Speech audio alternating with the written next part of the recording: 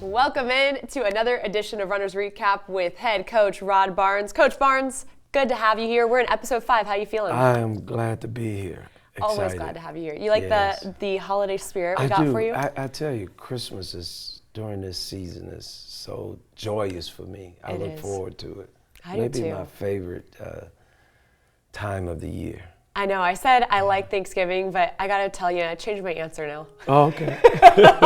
I love the Christmas spirit too. I love the holiday Yes, spirit. This is a great time of the year for sure. It is. And good times today, Coach, because you're fresh off snagging that win over Montana State. Yes. So coming off that win, it was a 74-72 win.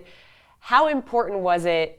How do you put that into words that the team was able to snag a tight win? We needed it so bad. I mean, we've experienced this year several games that we had the opportunity to win, but and close games, and we didn't finish. We didn't make the plays, and to be in that position again and to pull it out, it was just huge. It was a confidence builder for our guys, but also it was a relief that we're able, that we realize now that we can win those games, and I think the way that it happened, it was such a great game, and we've been saying that a lot, but we've been coming up on the wrong end of it as far as on the scoreboard, that the games were close, they're well played, and you know, we have breakdowns here and there, but then we have great plays, but last night was huge for us. Yeah, and the Bobcats, of course, they battled to the end, as you mentioned, down to the wire, and when it came down to it, came down to the free throw line for you guys. Ronnie Reedus has started off. He got his first one. Second one didn't go, but Taze Moore gets the board, tries to put it up, draws a foul, and then he sinks 2 free throws. How good is that to see your guys get those free throw shots? And I mean, that's not always the easiest thing to do in those pressure-filled moments. We're watching it now here. Yes. Well, I mean, as you see on the play, Ronnie makes the first one, and then he's up, and you don't realize. I made a call. I said miss it. No, I didn't, but I was going to say, Coach, wow. I did not. But I did tell Taze to be prepared because I felt like, you know, in that play that Taze would have a chance to get the rebound. He's such an athlete, and then he makes both of them. And then the thing that I love so much, we finished with a defensive stop. Taze, our best defensive player, does a great job on their best offensive player. Yeah, Frey, I believe 26 points. 26 points. Yeah, so good to get that stop there. And It was. I mean, again, Coach, you've been in those moments last year, but how good does that feel for you to just be like, you guys are trying to build that confidence and get the team gelling and that mentality to win a game that close down the wire? What was that? What did that mean for you? It meant so much because, you know you're going to be in those situations in conference play. Most of conference plays are played down to the last 2 or 3 minutes. And when you have confidence, and that's a big part of it, you know, because if you can play a team for 30 minutes or 35 minutes, then that means you're talented enough and you're good enough. But do you have the confidence and the mentality and the togetherness and the toughness to close out games? And I think that was a huge step in the right direction for us, especially with this team. And Taze spoke about that even with our team last night. He kept saying, hey, we're young, you know, kind of inexperienced team. We've been 12 games together with most of the guys being there, but now we're starting to come together.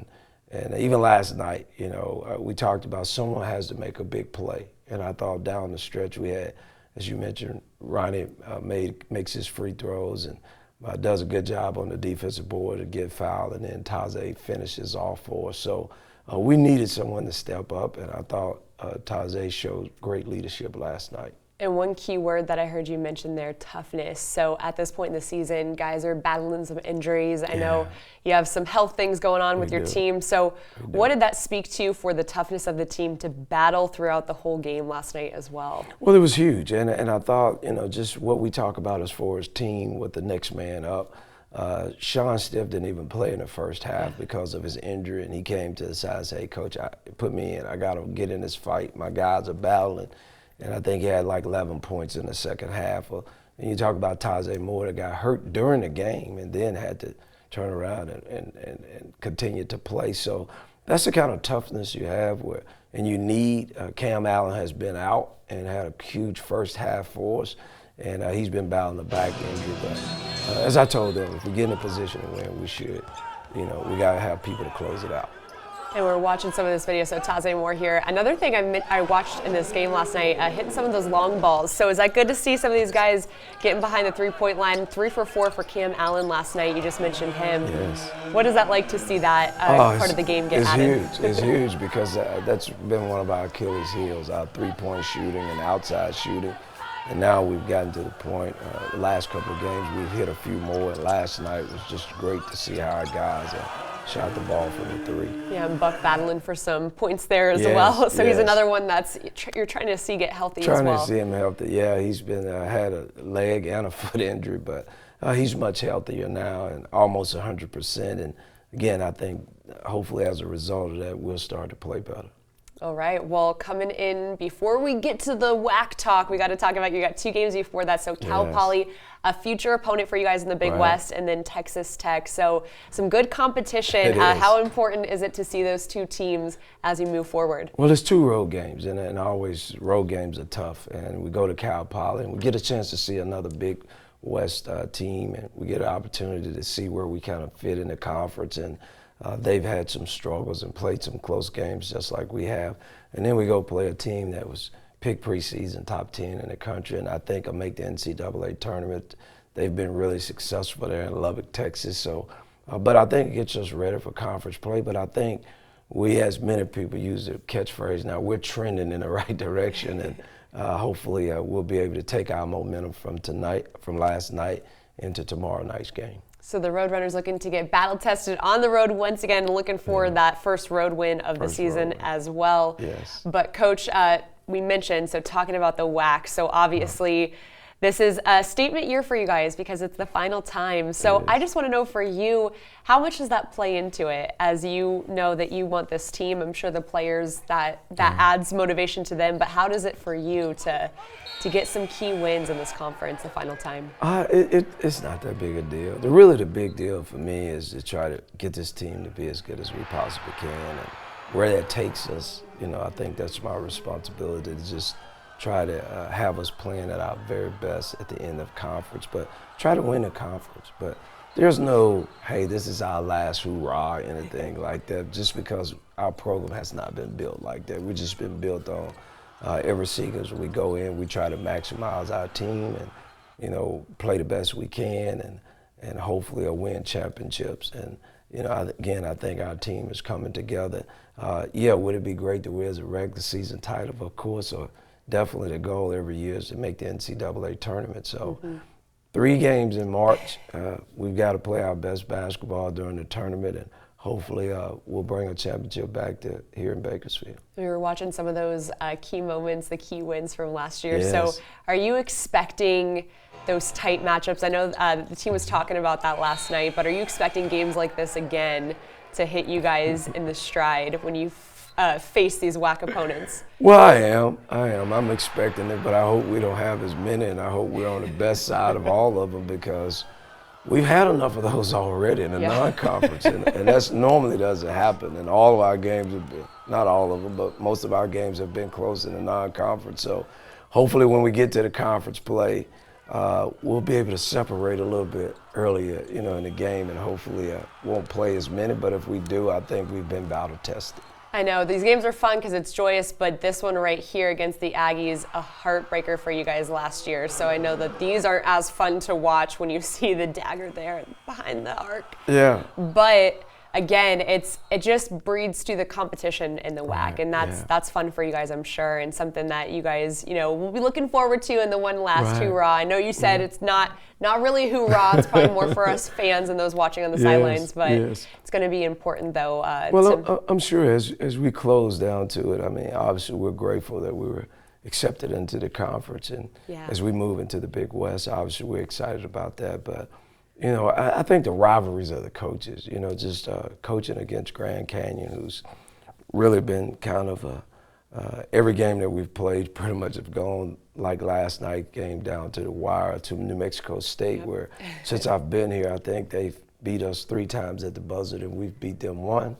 And the one that we beat them on was probably the most important one for our program. So then we can expect battles again this year, and that's what makes the competition. That's what drives the coaches and the players, and that's what makes it so exciting. So we're looking forward to conference play this year.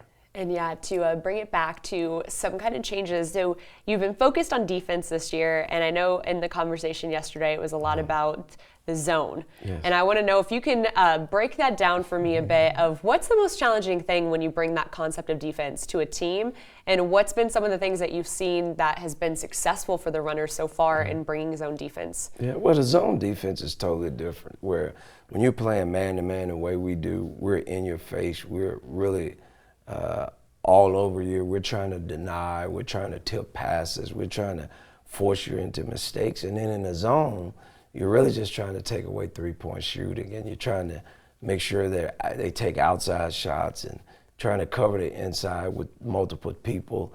So it's a different kind of teaching that you have to do with the players. And sometimes they adjust well and some players don't. Yeah. We've got guys right now that are better zone defensive players than they are man-to-man, and we've got some guys that are better man-to-man. And as a coach, you're trying to gel those and keep the right offensive group on the team. So it's a lot of trial and error, but it's also a lot of studying film. And the thing about this team that I love so much, they try to do what we asked them to do, and probably because we've had to play more zone, we've made it a little bit more complicated for them to get a little bit more comfortable. But I thought last night we were really good in our zone. I thought we did a decent job there at Idaho. I thought we did a really good job at Ole Miss.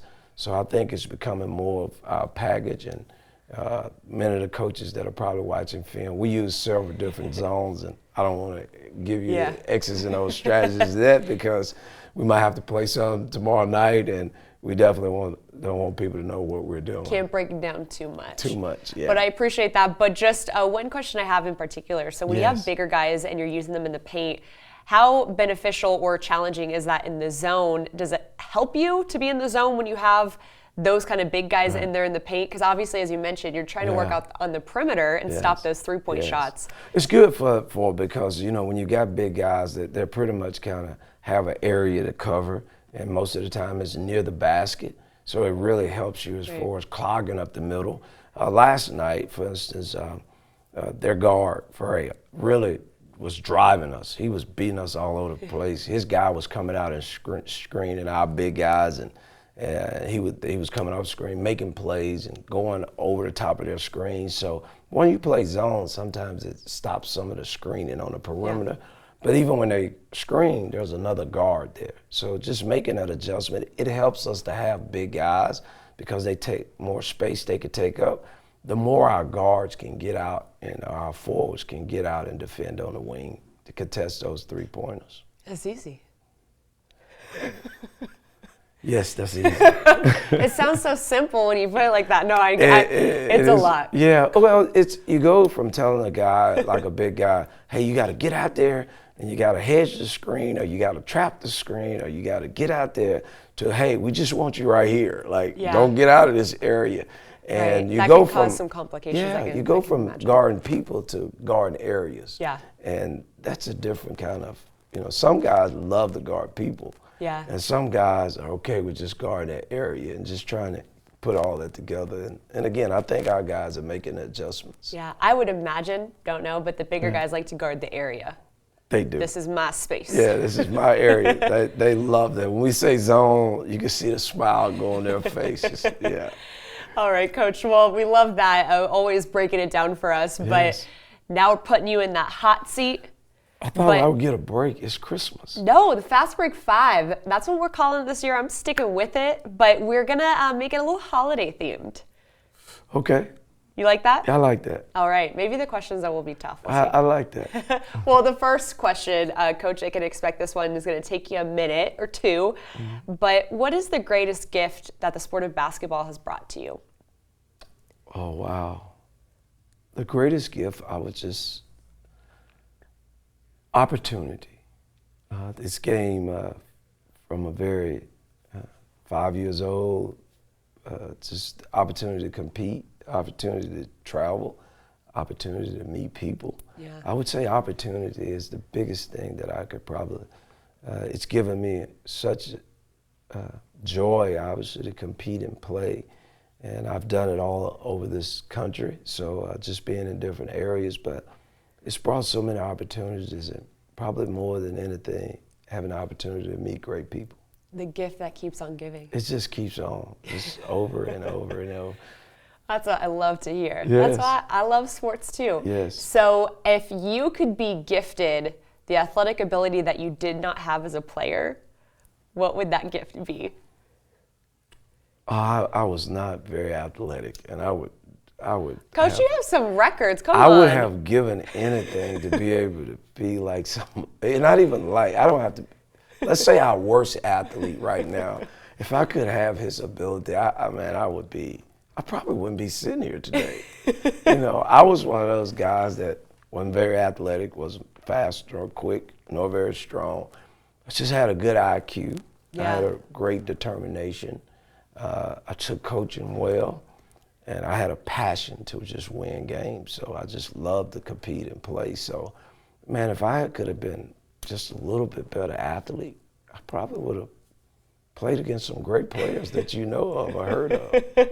Next LeBron James. Not that good, man. So you're saying basketball has gotten a little bit more athletic? It's no doubt about that. Guys are so much stronger. They're so much faster. Why is that? Just evolution, I would think, because, and then I think just because basketball, in a sense, when you talk about more guys started to, at a younger age, I guess, take up basketball, and used to, if you were LeBron size, you were a football player, probably a defensive lineman, or a center or something like that. All of them? Yes. And those guys started to really love basketball, and I think a bunch of guys that, but I just think people in general, I think, just there's more people that have that athleticism now. Why is that? I don't know if it's medicine, I don't know if it's the evolution of just people getting more athletic, and I just would think that's probably just part of God's plan, because I think kids are probably smarter. They learn more earlier than what we used to. So can we really explain that? I don't think so. I was going to say, I would blame social media, because now people are trying those dunks and the cool moves a lot earlier and getting better at it. But who knows? I sound like I'm like the old soul right here. Right. Blame the social media. Yes, blame the social media. But I would say I'd take LeBron James at tight end. Yes.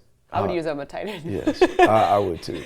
All right, Coach. So sticking with the theme of gifting, if you could gift one thing to all your players right now to make them better on the court, not in terms of talent, but one thing that you could just gift them that you hope that they would be able to grasp onto, what would that be? Just a will to win. To wake up every day and have that will to win, because I just think it spills over into every area of life. I oftentimes tell the players when I'm trying to get them to play in that vein or in that spirit, I tell them, I say, if me and my mom were playing, she's 74 years old. I am not letting her win. That's in cards, that's in basketball, that's in checkers, that's in arguments. I want to win. And I don't, in doing that, obviously with the will to win, I tell our guys, we want to do it right. We want to do it with integrity and honesty, but man, just to wake up and compete, it's an unbelievable experience to have someone that wants to do that and has a desire to do that every game. Yeah, I and love every that. day. Yes. So the runners under your trees this year, the will to win is going to be wrapped up? The will to win. We're going to release it. Yeah, you got to get them shirts or something. Yes. All right, Coach. So obviously sports, it makes you busy during the holiday season, but what's one memory that you have where the Christmas season and sports has collided, your favorite sports Christmas memory? Oh, wow. That is really Is there a Barnes tough. pickup game happening on Christmas Eve? No, there's several things. I think probably I was maybe in the 10th grade, and we had a tournament, and it was like the county tournament. Yeah. Everyone was there, and there was a theme of just the kind of Christmas theme, and it was a joyous time. So every team came, and it was probably one of the years where we had 3 or 4 teams out of our area that went to the a state championship. Wow. And we happened to win. So it was like a real big thing to come off of winning the area or regional big Christmas tournament and then going right into Christmas. That's so cool. you're the guy, you know, in the community because, hey, you won. And again, just the spirit around Christmas, the joyous spirit, and have everyone really excited. And to have, I think we may have played 4-day tournament or something like that, and to win that's kind of the biggest one because, I mean, we won and then Christmas was right around the corner. Yeah, so. no, that's pretty cool. The best way, I think you can agree to this, the best way to bring a community together in sports is winning. Winning, it's no doubt about that. And, we know that here. Yep. Yes. All right, Coach, those are my 4. You got an extra one in there too, but 5th question, turn it around, you can ask me. Okay, if there was one thing that you could receive from a stranger, Ooh. that you would not know, that you would be able to accept. You know, sometimes when people give you gifts, you're like, why you give me this? Yeah. What would be something that you would want? Are we talking about physical gift? Yes. Okay. Oh, Coach. I'm here. I would really like a coach that I may know of a program to buy me a really cool tracksuit to match his coolness that he wore in the last season of Runner's Recap. You catch my drift? I catch your drift, but... Because everyone knows how fly he looked when you were in the all-yellow tracksuit and the all-blue. Yes, I mean, I'm just saying. All right. I'm just saying. You put me on the spot and I put you back on the spot. Well, normally Santa Claus, when you ask, he normally is delivered. You know, Yeah. as you just mentioned. Y'all the hear that? Christmas gift that keeps on giving. I know. It's amazing that when you made that statement. I have a friend that's a coach in college in South Florida, and he always calls me when he gives me information and tips about recruits, or he watched us play and he said, hey, I'm just like Santa Claus. I'm just like a Christmas gift that just keep on giving. And he said, one of these days you're gonna pay me back. So one of these days you're gonna get what you requested. All right, Coach. I love that. But you know what? We talked about the gift that keeps on giving. You coming back here and spreading your wisdom, that's the gift that keeps on giving. Oh, thank you. I always appreciate it. Yes. Coach, thanks so much for joining us. Thank you. We wish you all a very Merry Christmas and Happy Holidays, and we're taking a little bit of a holiday hiatus. Yes. They'll be playing some games, but we'll catch up with them on the way back. We'll see you guys next time for Runner's Recap.